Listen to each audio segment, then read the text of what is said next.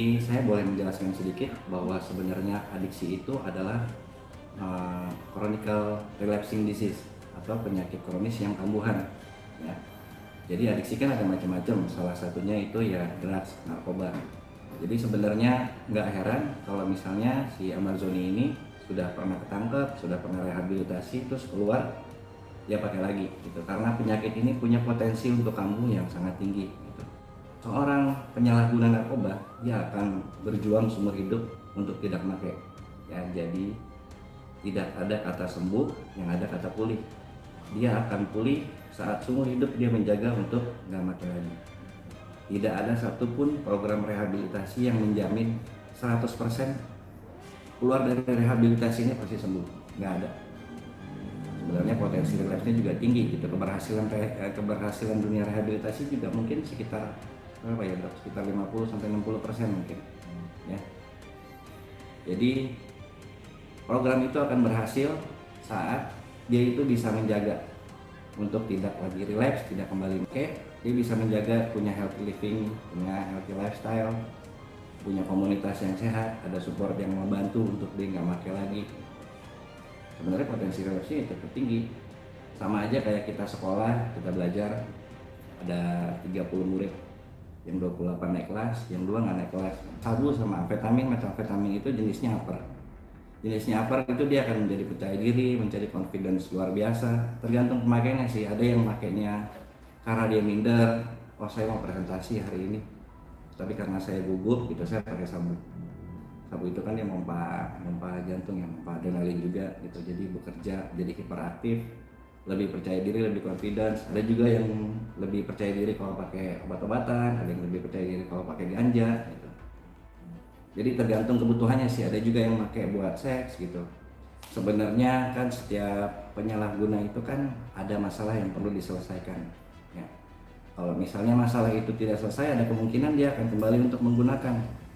Jadi kalau misalnya kita di rehabilitasi ini, gitu, bukan cuma kita kasih edukasi, konseling secara psikologis, emosional, pembentukan perilaku, tapi kita cari juga masalahnya untuk mencegah kemungkinan supaya dia tidak melakukan kesalahan yang sama.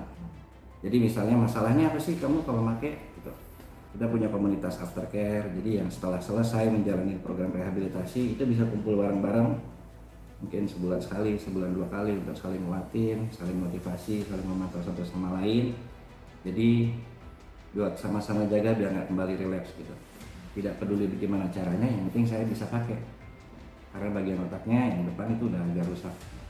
Itu kita pakai instrumen khusus namanya assessment Addiction Severity Index. Di situ kan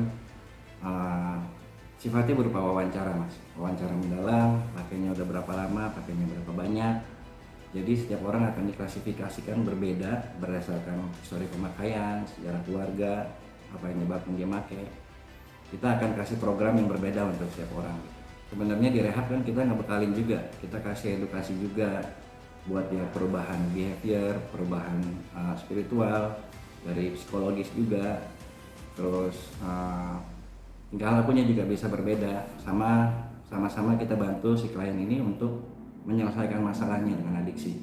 Yang saya bilang tadi kan, namanya juga penyakit kronis dan kambuhan gitu. Saat ketangkap psikologis kita kan tentu tertekan gitu. Jadi ya sebisa mungkin kita menunjukkan kita menyesal gitu. Tapi untuk jalan ke depannya kan belum tentu kan.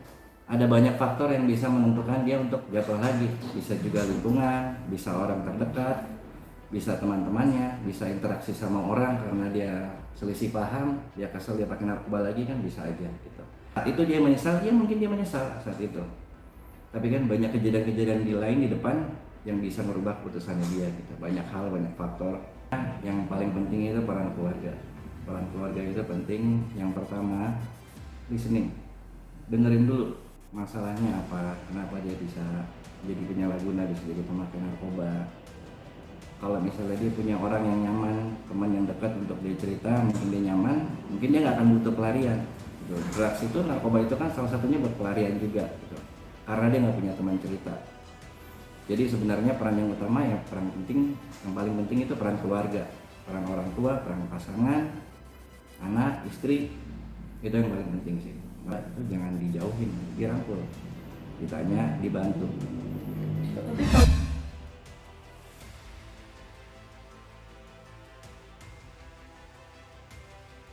ada sih satu atau dua drugs itu narkoba yang mempengaruhi dengan berat tubuh ya.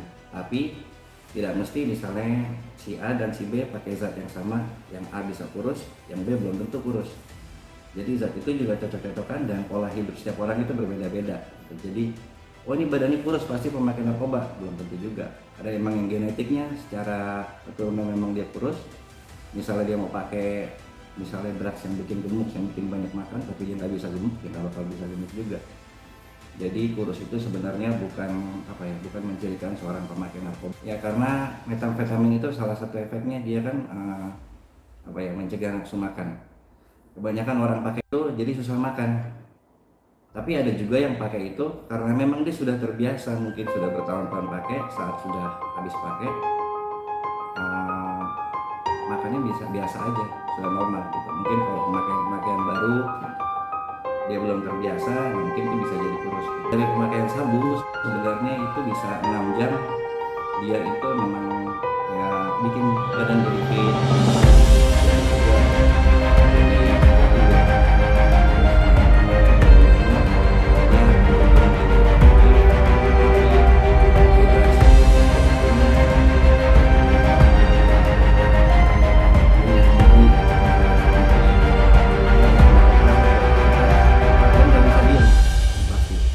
Tapi itu efek